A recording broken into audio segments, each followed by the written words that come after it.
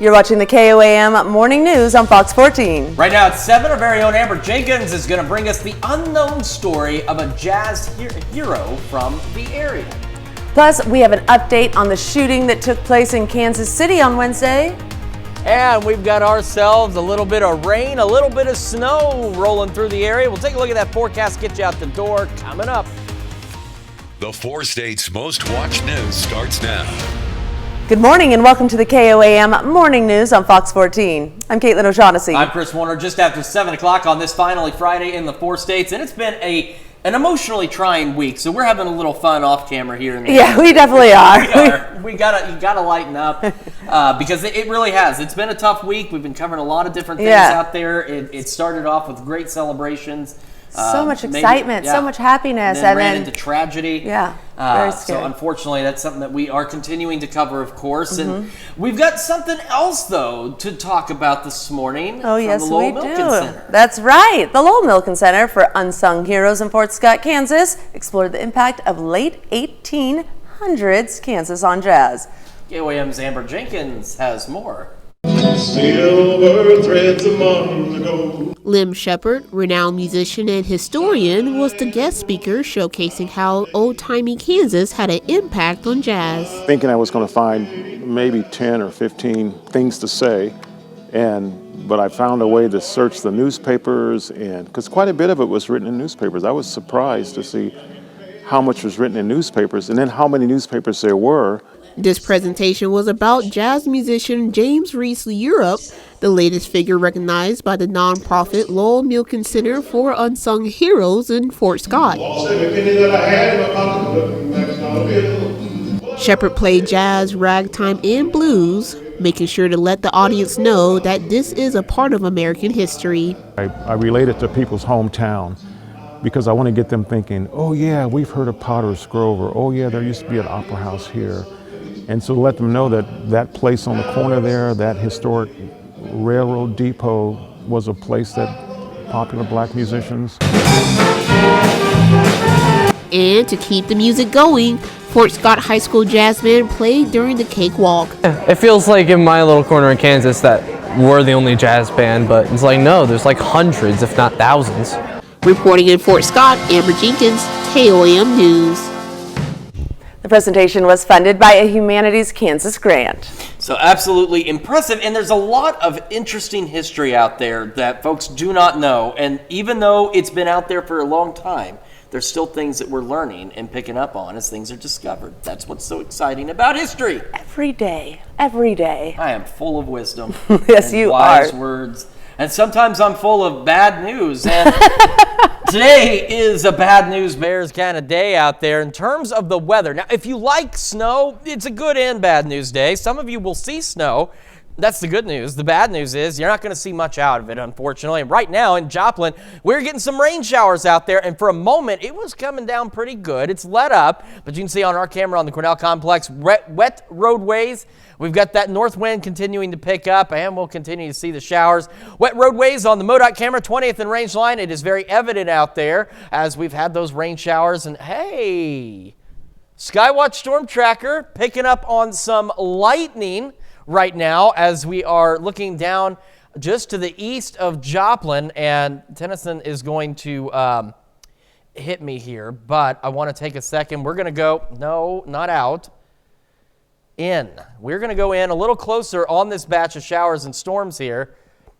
And you can see we are picking up some lightning out there around Fidelity and just south of Carthage and around the Sarcoxy out there. So we, again, could see a couple of stray thunderstorms out there, but nothing too significant across the area. And now this is just going to move around on me. But just keep that in mind as we deal with these showers and eventually see that transition for some of us to snow. But look at how quickly all this activity got started out there along this cold front. And you can see where that front stretches out there as well. Upper 30s, low 40s for most of us. Others still where our highs were meant to be, into the upper 40s.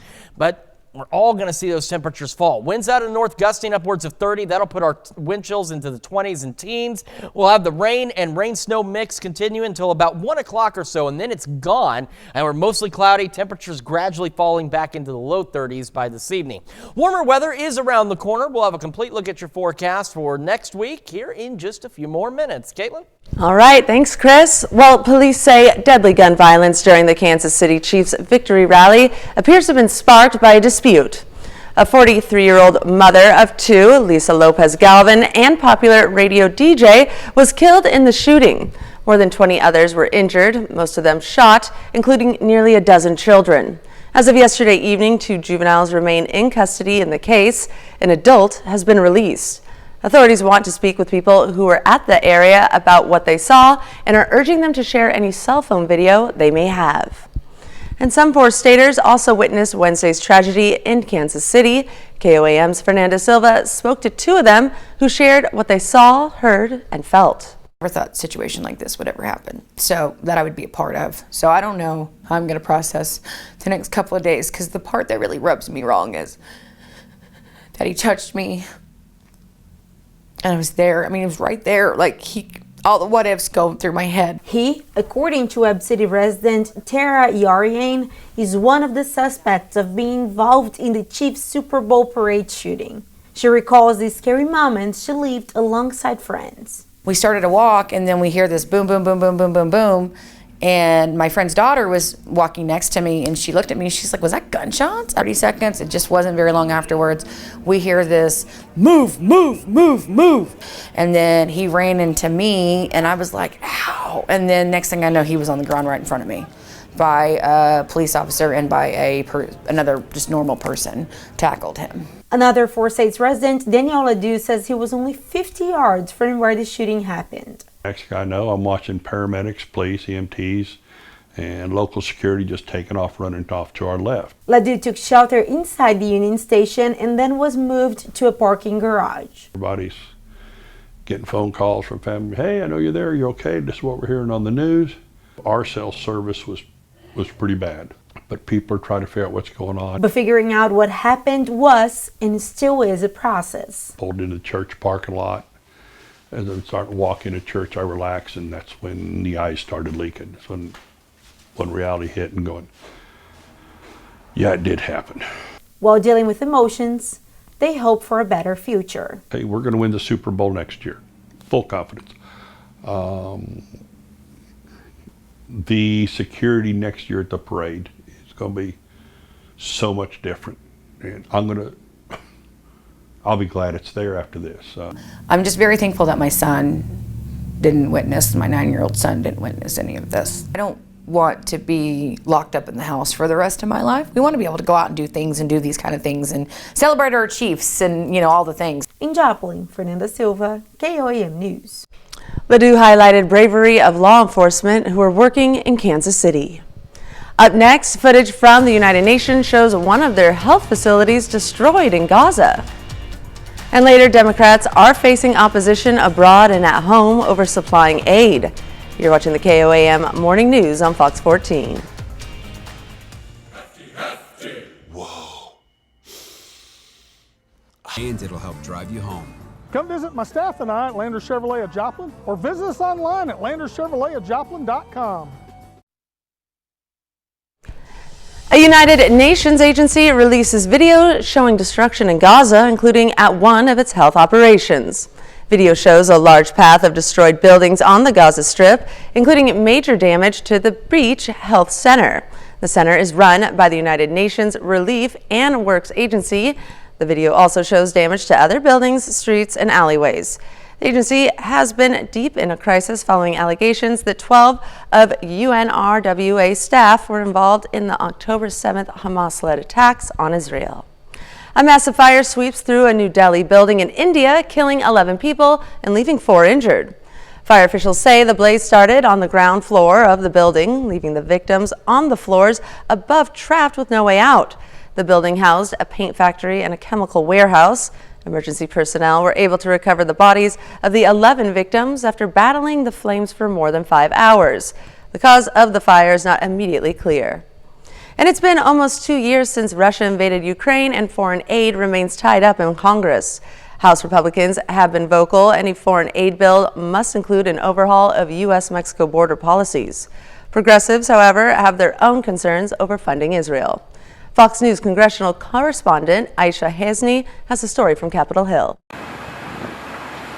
The Senate's $95 billion foreign aid package, which includes sending weapons to Ukraine, is stalled in the House. I don't think the American people want to pay for that. Republicans are demanding border policy changes first, but some House Democrats could also prevent passage.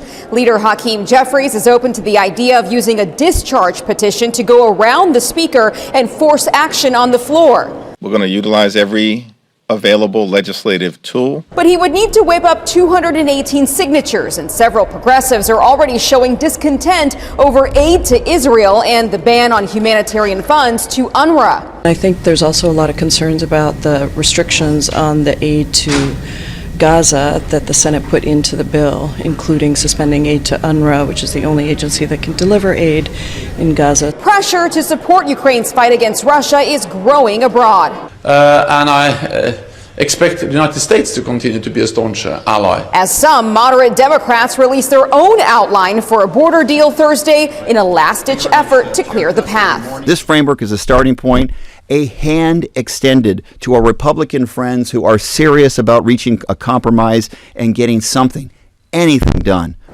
The House and Senate are both on recess for the next week, but when they do return, the first order of business will be the impeachment trial of DHS Secretary Alejandro Mayorkas, which means this foreign aid package is essentially on ice. On Capitol Hill, I'm Aisha Hasni, Fox News. And those are our top stories in World Watch. Now let's head on over to Chris for a quick look at our weekend forecast. Yeah. We've got ourselves some rain showers out there right now, and then some of us could even see some snow and maybe a rain-snow mix as temperatures fall through the day. We're going to have another look at your forecast when the KOAM Morning News comes back. And a little later, there's a unique museum in London that is starting to gain some attention. We'll have details on that. Here to stay. The UFL season kicks off March 30th on Fox.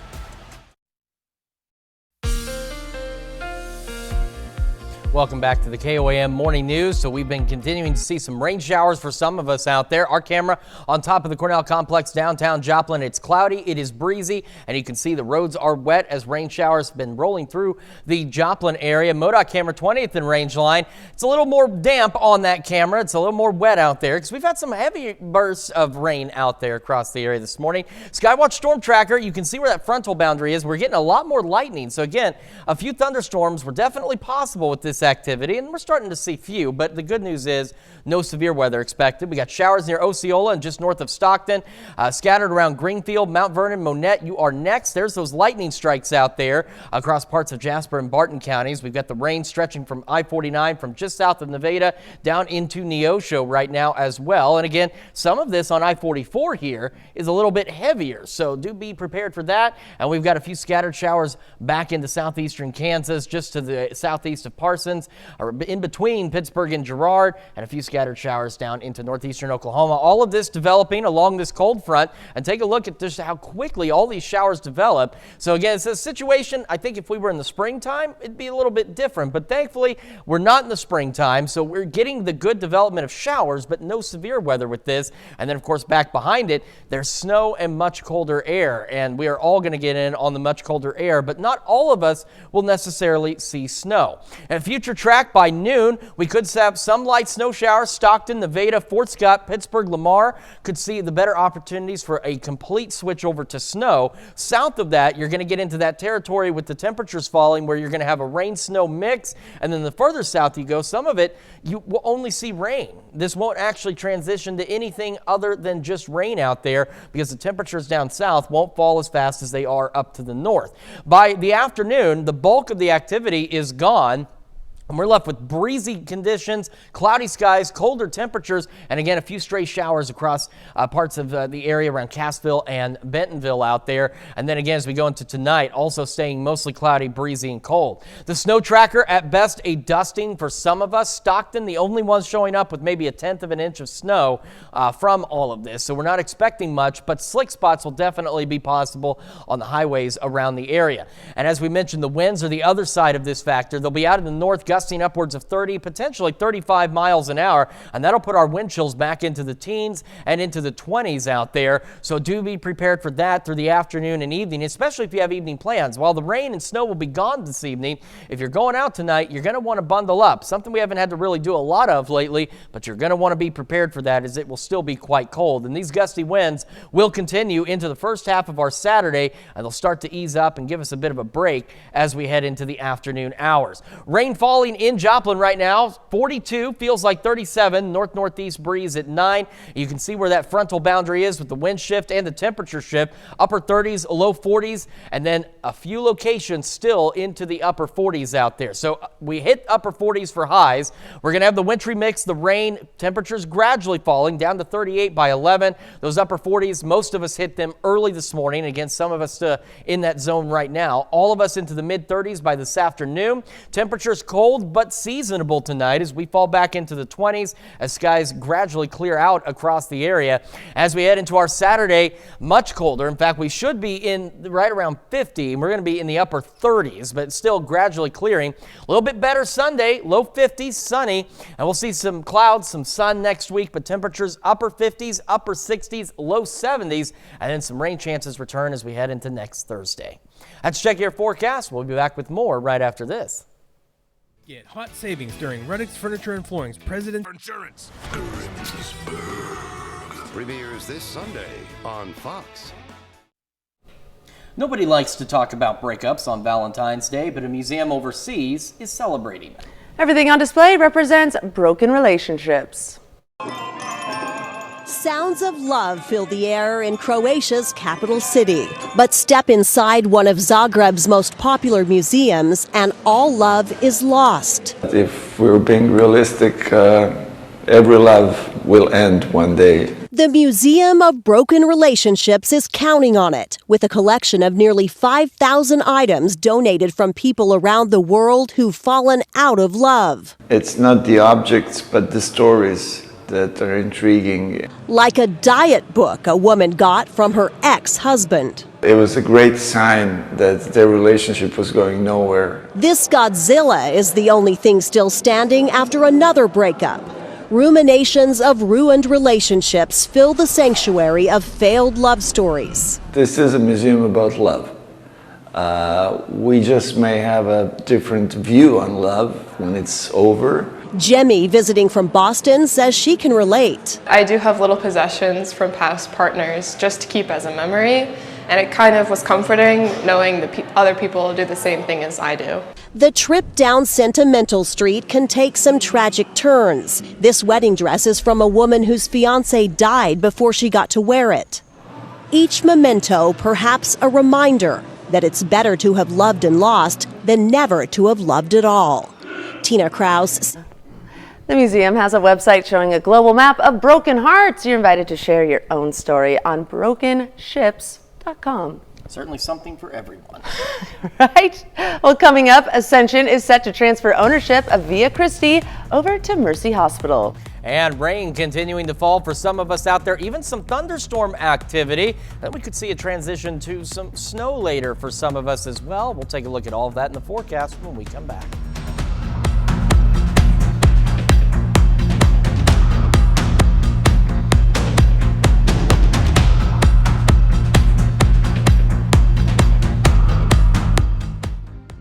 Visit VitaNovaVillage.org and you'll help provide homeless individuals with a private living space and the support to succeed.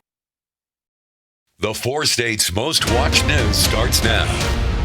Welcome back to the KOAM Morning News on Fox 14. The time now is 7:27 a.m. I'm Caitlin O'Shaughnessy. A rescue organization says it has shut down an animal testing lab in Nowata, Oklahoma. They claim the efforts of the group, Beagle Freedom Project, closed the doors on a laboratory that conducted testing for the flea and tick industry and saved the lives of more than 200 animals used for testing and breeding. The group has now taken over the 30-acre Nowata, Oklahoma property and facilities where animals were previously held and plans to transform the space into Freedom Fields, a rescue, rehabilitation, and adoption center. And the IRS is warning tax professionals to watch out for a new scam. They say the scammers claim to be new clients through an email asking for help with their taxes. It usually includes a malicious link or attachment the scammer claims is their tax information. When it's clicked, the scammers get access to the tax preparer's personal information and possible that of real clients. Ascension plans to transfer ownership of Via Christi Hospital in Pittsburgh to Mercy. A statement released by Mercy says Ascension and Mercy have entered into an ownership agreement. It's not yet clear how this transition will affect employment within the facility or when this transition will be completed. Pittsburgh City Manager Darren Hall and Pittsburgh residents spoke on how they feel this transaction will affect their community. I think it's an exciting time. I have a lot of faith in Mercy. I appreciate what Ascension Via Christi's done over the years, and it does look like a growth opportunity to some extent. My doctor wasn't allowed to work at Via Christi before, and now she will be because she's a Mercy doctor. Mercy released a statement stating, quote, "We've been impressed with the care Via Christi has provided Pittsburgh for years, and we want to continue that long legacy of Catholic health care. We're 100% committed to caring for Pittsburgh and all of Southeast Kansas for years to come." Jasper County officials yesterday announced the completion of a broadband feasibility study. The study found 5,700 homes and businesses in the county have slow broadband speeds. It also showed many residents are unhappy with the speeds, reliability, and cost of their internet connectivity. Officials say fixing this problem is a top priority. Certainly, the next step is the county is going to be reaching out to all the ISPs, all the internet service providers that are within the county, and have discussions with them to see about their willingness and their ability to be able to try to expand their services into these more rural areas that don't have broadband right now. Officials are also looking into grants to help speed up connectivity. Crowder College yesterday celebrated the end of its Love of Literacy book drive. From the middle of January until last Wednesday, the college's Adult Education and Literacy Center collected books designed for kids ages 7 and under. Yesterday, they distributed those books to area families. They also had crafts, snacks, and prizes at the distribution event. We just want them to be engaged with looking at all the book selections and just choosing some books that they're drawn to and that they would want to experience. And also with the celebrity readers, to be able to just listen to the books and how dynamic the stories are, and then just enjoy books from a very young age. Head Start and Early Head Start, Crowder College, Lee Library, and Newton County Libraries all helped with the event. And we've had some rain showers around the area. Taking a quick look at the MoDOT camera, 20th and Range Line in Joplin. It's a little hazy out there from the rain that fell on it, and the roads are definitely wet as we had some heavy rain showers out there. We even have some thunderstorm activity out there as well, and you can see those lightning strikes right in through this area. And as mentioned, the good news is, no severe weather is expected with any of this activity, but you can see where that frontal boundary is setting up, and temperatures back behind it colder, seeing a few flurries in parts of southeast Kansas right now. Winter weather advisory is off to our north. We don't have any kind of advisories, alerts, or anything else like that, but we're going to get cold, and some of us at least will see some snow out there. Another great view, there's the low pressure. You can see the difference where the wind arrows change, and we end up with these colder temperatures back behind this system. Upper 30s, mid 30s now in parts of southeast Kansas. Some of us still low 40s, and then ahead of this boundary, still into the upper 40s and low 50s. And that's where our highs were for today, but those were early highs for most of us as we were in the upper 40s much earlier this morning. Temperatures will fall. Thankfully, they don't plummet, but they will gradually fall through the morning. We'll have that rain-snow mix ending by about 1 o'clock today. The other issue we're going to face is going to be the winds out of the north, gusting around 30-35 miles an hour, leading to wind chills in the teens and 20s, and temperatures making it back to the low 30s by this evening.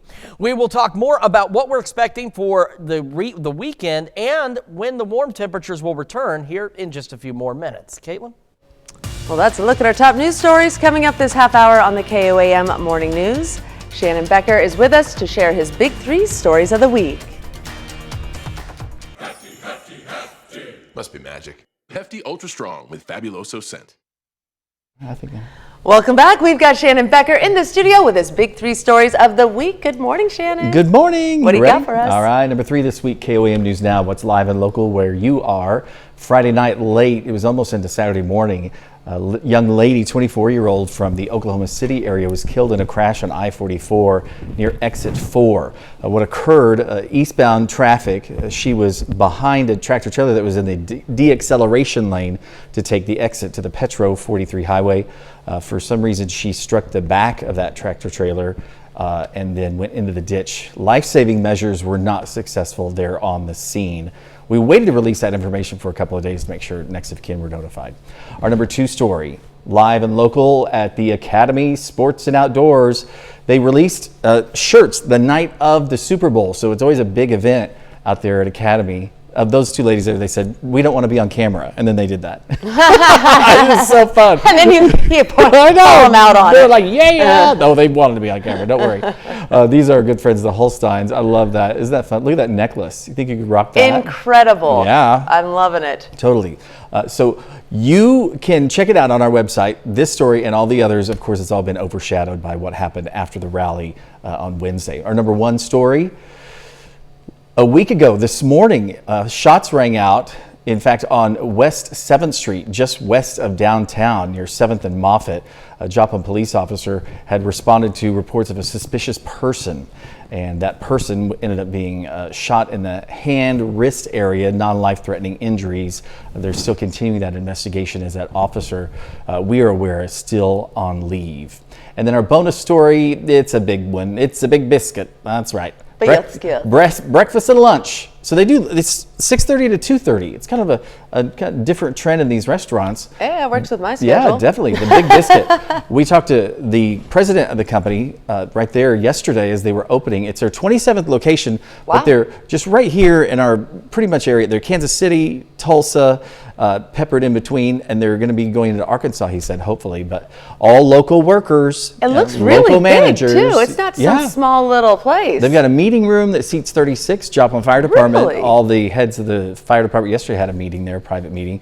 And then out on the patio, they have 48 seats, all these built-in heaters above, so it's really different. I have not eaten there yet. Okay, well, I will take one for the team, and I will go test it out and get back to you. I love Southern food. They have neat pictures on the wall, too, of all of Joplin and everything. A lot of them I have not even seen, so. I love it. That is so fun. All right, It's Shannon. the old Panera location. That's right, on 32nd? 32nd, yep, East 32nd Street. Well, it's going to be busy this weekend, I'm sure. Let's hope. All right, thank you, Shannon. As always, great reporting, and stick around because we got more news coming up right after this.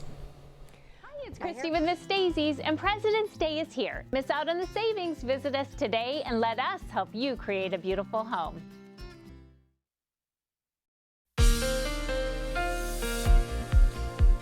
Welcome back to the KOAM Morning News. It is 7:40 now on this finally Friday in the 4 states. Taking a live look at the MoDOT camera, 20th and Rangeline in Joplin. It's a little hazy out there. Rain has fallen, rain continuing to fall. A few showers, even a couple of thunderstorms out there this morning. No severe weather or anything, but don't be surprised if you hear a rumble of thunder or two. On top of that, take a look at the camera shaking. Those north winds beginning to pick up across the area. Skywatch Storm Tracker, you can see almost clearly where that boundary is. We've got the showers and again, even some thunderstorms popping up on that. So now just exiting Osceola, Stockton, you're next for some more rain. You've already had some showers this morning. Greenfield, Mount Vernon, getting in on it. And look at all the lightning strikes here. Again, not a severe storm, but plentiful lightning with this particular little cell right on I-44 tracking into Mount Vernon. Some lightning in between Lamar and Carthage, just east of I-49 and to the north and east of, north and west rather, of Greenfield out there. So those showers continuing to roll through and kind of continuing to develop all the way back down toward Tulsa along this boundary, and then back behind it, snow, where the temperatures have fallen enough that, of course, that is going to be snow up there. We could still see some snow across the area. We have the rain showers. Here we are at noon. So this is where it gets a little complicated, a little chaotic. We're nearing the end of the system. It's going to be on its way out by this afternoon, by the early afternoon. But Fort Scott, Pittsburgh, Lamar, Nevada, Stockton, you could see a full switch over to some light snow. Now, we're not anticipating any major accumulations. We'll show you the snow tracker in just a moment, but slick spots will be possible. But again, some snow will be there. Then you head further south. South of Lamar, you get into Joplin, for example, south of Pittsburgh, Columbus, Girard. We see the rain, but temperatures will be cold enough that you could get a rain-snow mix almost right along the I-44 corridor. And then as you head further south of that, temperatures a little slower to fall, and you may only see rain out of this system in places, say, like Grove, maybe south of Anderson, Bentonville, and south of Cassville. You may only get rain out of all this. By the afternoon, again, the bulk of the precipitation is gone. We're left with cold temperatures, cloudy skies, windy conditions, and a few stray showers out in the southeastern part of our area. So that's the other thing, is by the time you have Friday evening plans, you don't need to cancel them. You need to watch out for slick spots, but you should be okay, but you're going to want to bundle up. It's going to be downright cold tonight. This is a snow tractor. Stockton, the only one showing up with 1/10 of an inch of snow possible. Outside of that, maybe a dusting at best out there. And then, of course, again, the winds out of the north gusting upwards of 30, 35 miles an hour today. And they'll still be gusty tonight and overnight, and that'll put our wind chills as we head into the first half of our Saturday back into the teens and 20s. Still getting some light shower activity in Joplin, as evidenced by our camera here at 7th and Rangeline. 42, feels like 37. Now remember, these reports for currents are updated every hour, so I guarantee you that wind is picking up out there. But last report was north-northeast at about 9. There's that boundary. There's those warmer temperatures. We got 50s, Anderson, Grove, Jay, and Bentonville. And then you head northwest, and we're into the mid to upper 30s for most locations. We'll have the rain, that rain-snow mix. We're going to go about 38 as temperatures fall through the morning. Our early highs, most of us hit these early this morning, upper 40s. Again, some of us are still around that. We're going to fall into the mid-30s for just about everyone by this afternoon. Cold but seasonable tonight. Still breezy, gradual clearing back into the low 20s. And then as we look ahead, below average tomorrow, upper 30s, so be prepared for that. Another cold one, but more sunshine. And then once we get through Saturday, we return to spring-like weather back into the 50s, 60s, even low 70s by next Wednesday, with some rain chances by next Thursday. And that's a check of your forecast. We're going to send it over to Caitlin now with Consumer Watch. OpenAI's latest feature creates real-life videos, bringing artificial intelligence into a new dimension. The tech company says Sora is capable of creating minute-long videos from text prompts and can even animate still images. The video AI tool is an addition to OpenAI's ChatGPT chatbot. The company says Sora is still a work in progress, with occasional errors in understanding spatial details, rigid objects, physical modeling, and camera trajectories. OpenAI is also developing tools to determine if a video was generated by Sora. The Biden administration is easing restrictions on Wells Fargo banks after making some major fixes to protect consumers. The Office of the Comptroller of the Currency ended a consent order against Wells Fargo that had been in place since 2016. Wells Fargo had been ordered to overhaul how it sold financial products to customers and put other protections in place. Multiple investigations found Wells Fargo had a toxic sales culture requiring employees to sell unnecessary products and services. The comptroller says Wells Fargo changes and compliance no longer require the order to be in place. And the debate over which city has the best pizza might never come to an end, but new research says the city has the most expensive. According to the real estate website Clever, New York City has the most expensive pizza in the nation. People in the Big Apple are paying about $34 for one topping average size pie. For those looking for just a single slice, pizza lovers can expect to pay about $3, which is similar to the price of a Subway fare. Even though in some parts of the country it hardly feels like spring, we've now entered spring's peak home buying and selling season. When home sales start ticking up in March and April, it's usually a result of people starting to make their moves now. Ian Rodriguez breaks down what you need to know if you're planning to be in the market this year. The home buying season is already upon us. And experts say if you're in the market, don't wait around too long for better prices or rates. It's always a difficult call in terms of timing. As a consumer, just be on the lookout. If a right home within the right budget shows up, maybe go for it. Mortgage rates are down from their highs last fall, hovering around 6.6% since December, resulting in less uncertainty and improving affordability for home buyers. In fact, homeowner optimism is at its highest level since March of 2022, according to a survey by Fannie Mae. This year, more inventory will be showing on the market. That's definitely good for consumers seeing more choices. If you're planning to buy this spring, experts suggest building a home buying team consisting of an agent, lender, and even a title company, because each part is crucial in what can be a complicated multi-month process. The home buying process is not a simple decision. Agents also advise people to search for homes knowing what their conservative monthly payment is, making it easier to move other variables like price, location, or condition of a house in order to have the best chances to buy the home. The key, experts say, is be flexible and have your financial house ready to go. You want to show that you have the financial capacity, and getting that mortgage approved letter certainly demonstrates the financial capacity to make the move. And those are our top stories in Consumer Watch this Friday morning. Now let's take a look at the market prices before the opening bell.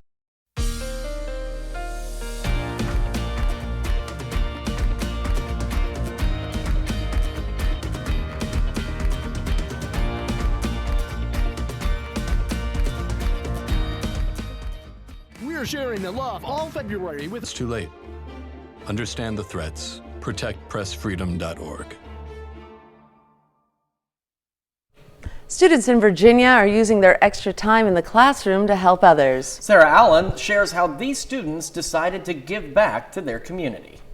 Louisa County Public School students are using their asynchronous learning day to give back to their own community. The students are packing 10,000 meals for the Louisa Resource Center. Asynchronous learning days were implemented by LCPS to give the children more hands-on experiences and opportunities to give back to the community while still learning. Everyone gets a job. What we like about this project is that it incorporates reading, math, and the 5 C's: collaboration, communication. There's a lot of talking, a lot of moving parts. Spade says the few days outside of the classroom can be even more valuable than the days in the classroom. Louisa, we're really focused on making sure that our students are ready for the world when they leave us, and that encompasses so much more than what you find in a textbook. The students were divided into groups to work as an assembly line to pack each individual meal bag. Some students returned to the Meals for Hope project for a second year in a row. 4th grader Olivia Whitlock says everyone deserves to have food on the table. Everybody deserves to eat because I want them all to be happy. Spade says it's kids like Olivia that make Louisa so special.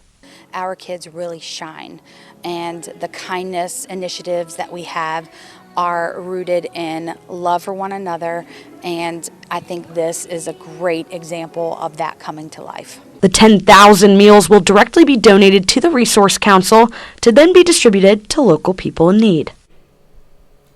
Certainly an impressive program that they have. It is. It's an impressive program, I think. Let's take another quick look at the forecast here. So this is our camera on top of the Cornell Complex in downtown Joplin. And it's looking pretty dreary, to be honest with you. It's cloudy, it's rainy, and it is cold and breezy as temperatures continue to fall across the area. MoDOT camera 20th and range line showing that same haze out there, a little bit of fog developing, and we've got the showers. And take a look at the camera shaking back and forth in that breeze as those north winds continue to increase. Skywatch Storm Tracker, you can see the lightning now in our eastern counties. We've had some thunderstorm development with this activity right along this boundary, which is very clearly defined right now, almost right in line with the I-44 at this point. More showers developing back behind this, and of course snow off to the north. And a quick look closer, there's some of those lightning strikes north of Greenfield around the Mount Vernon area. Pretty decent thunderstorm right here. Again, no severe weather from any of this, but we have the right atmosphere for a few rumbles of thunder. And as I mentioned before, if we were in the springtime, I think we'd be dealing with a different situation with these showers this morning. As we go into the afternoon, through the morning and afternoon, temperatures continue to fall. Some of us up north will see a transition to snow. Others will see that rain-snow mix. Some of us, though, will stay warm enough while the rain falls that it will stay rain, and then the bulk of that activity gone by this afternoon. And in terms of snow, nothing to worry about. We're looking at 1/10 of an inch maybe in Stockton and maybe a light dusting in other areas. And a quick reminder that the winds will be out of the north, gusting upwards of 30 to 35 miles an hour, putting our wind chills into the teens and 20s. And those winds will continue with us through the first half of our Saturday as well. We'll have one more look at your forecast and the news you need to know right after this. Kansas native, also served as a clerk typist at the Pentagon. We are proud to salute Phyllis Cowan, a four-state hero. Here's a check of today's top headlines, the news you need to know before you head out the door. Ascension plans to transfer ownership of Via Christi Hospital in Pittsburgh to Mercy. A statement released by Mercy says Ascension and Mercy have entered into an ownership agreement. It's not yet clear how this transition will affect employment within the facility or when this transition will be completed. Jasper County officials yesterday announced the completion of a broadband feasibility study. The study found 5,700 homes and businesses in the county have slow broadband speeds. It also shows how many people and residents are unhappy with the speeds, reliability, and cost of their internet connectivity. Officials say fixing this problem is a top priority. And Crowder College yesterday celebrated the end of its Love of Literacy book drive. From the middle of January until last Wednesday, the college's Adult Education and Literacy Center collected books designed for kids ages 7 and under. Yesterday, they distributed those books to area families. They also had crafts, snacks, and prizes at the distribution event. And we've got ourselves a cold day out there. So again, technical highs in the upper 40s. For most of that happened early this morning. A few of us still in the upper 40s. Eventually, we're dropping to the mid 30s by this afternoon. The rain-snow mix wrapping up by about 1 o'clock or so. The bulk of that activity clearing out. Now leave us mostly cloudy, breezy. North winds again gusting upwards of 30, putting our wind chills into the 20s and teens. Cloudy through the evening, and then eventually some gradual clearing tonight. Colder but seasonable out there, falling back into the low 20s. Below normal tomorrow, upper 30s. And then we'll return to normal and back above normal as we head into next week. Temperatures upper 50s, upper 60s, low 70s on Wednesday with additional showers possible Thursday. Officers from the Bakersfield Police Department in California surprise aged care residents with roses for Valentine's Day. Video shared by the police department shows the officers walking through Brookdale Riverwalk Retirement Village in Bakersfield, handing out red, pink, and yellow roses to residents. Roses are red, violets are blue. We love our senior citizens and our community too. Happy Valentine's Day is what the department wrote in a Facebook post. Certainly a special time. And thank you for letting us put the good in your morning. Have a great weekend, 4 states.